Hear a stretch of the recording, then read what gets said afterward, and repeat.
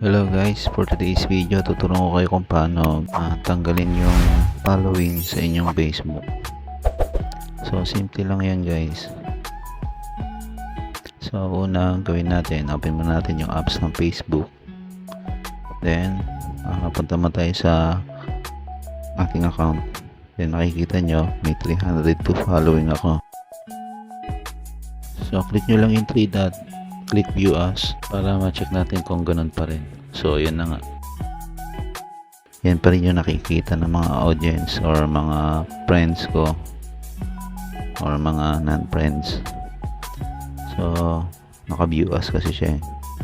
So para gawin natin na magiging 0 following siya, na hindi nila makikita na meron akong pinapollow. So ito lang gawin natin guys. Yan, click mo lang yun sa taas na yun, tatlong dot. Then hanapin mo yung setting and privacy. So settings, click mo lang. Then ito kasi guys, nabago na yung option niya. Dati profile settings. So ngayon hindi na natin makikita yung profile settings. So nabago na siya guys. So ito na siya ngayon, followers and public content. Click nyo lang yan guys. Then hanapin nyo lang yung,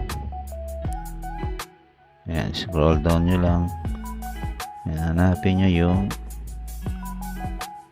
who can see the people page list you follow. Ayan, click nyo lang. Then yan, naka-public kasi ako, so nakikita nila yung yung pinapollow ko. Pwedeng sa friends, maraming option dyan, or friends except kung sino yung gusto mong hindi makakita, or only me, ikaw lang mismo talaga makakita ng mga pinalo mo. So yan, okay na guys, check na natin.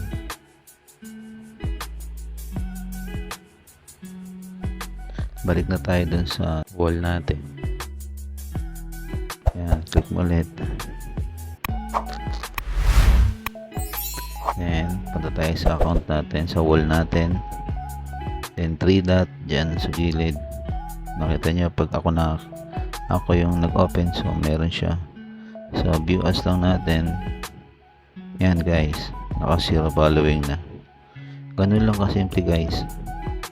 Maraming tutorial, pero nagbago na kasi yung ni Facebook yung option niya. So